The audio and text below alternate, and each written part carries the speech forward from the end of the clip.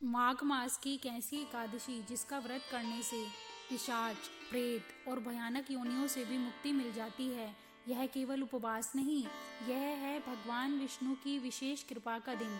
आज हम जानेंगे जया एकादशी की पूरी और सच्ची कथा। एक बार धर्मराज युधिष्ठिर ने भगवान श्री कृष्ण से पूछा, हे जनार्दन, माघ शुक्ल पक्ष की एकादशी का क्या नाम है और उसका क्या महात्म्य है। भगवान श्री कृष्ण बोले, हे राजन, माघ मास के शुक्ल पक्ष की एकादशी को जया एकादशी कहा जाता है। अब मैं इसकी पूर्ण कथा कहता हूँ, तुम ध्यान से सुनो। स्वर्गलोक में देवराज इंद्र का राज्य था। वहाँ का नंदनवन अत्यंत रमणीय था। देव, गंधर्व और अप्सराएं सदा भगवान विष्णु की स्तुति में लीन रहते थे। उसी स्वर्ग में माल्यवान नाम का एक गंधर्व रहता था। उसकी पत्नी का नाम पुष्पवती था, जो अत्यंत रूपवती थी। एक बार इंद्र सभा में भगवान विष्णु की स्तुति हो रही थी। सभी देवगण भक्ति में लीन थे। उसी समय माल्यवान का मन अपनी पत्नी के सौंदर्य में आसक्त हो गया और उसका ध्यान विष्णु भक्ति से हट गया। यह देखकर देवराज इंद्र क्रोधित हो उठे और बोले, तुम दोनों ने देव सभा में भगवान विष्णु की स्तुति का अनादर किया है, अतः तुम दोनों पिशाच योनि में जन्म लो।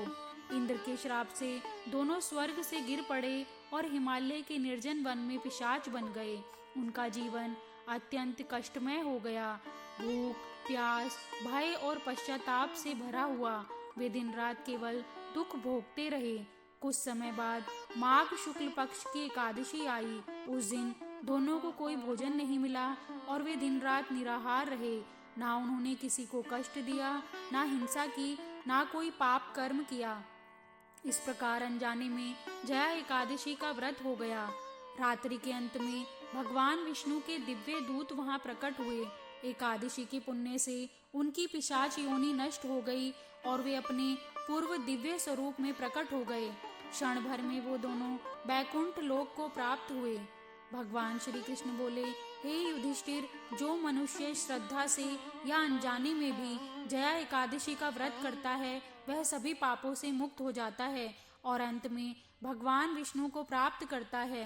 जो मनुष्य जया एकादशी की यह कथा श्रद्धा से सुनता है, पढ़ता है या सुनाता है, उसे अनेक यज्ञों के समान पुण्य प्राप्त होता है और उसके जीवन के सभी कष्ट नष्ट हो जाते हैं। इसलिए भक्तों, जया एकादशी का व्रत केवल उपवास नहीं, यह जीवन के अंधकार को दूर करने का साधन है। जय श्री हरि। दोस्तों, अगर आपको हमारी कथा पसंद आई हो तो कमेंट करके प्लीज़ बताइए और हमारे चैनल को सब्सक्राइब करना ना भूलें।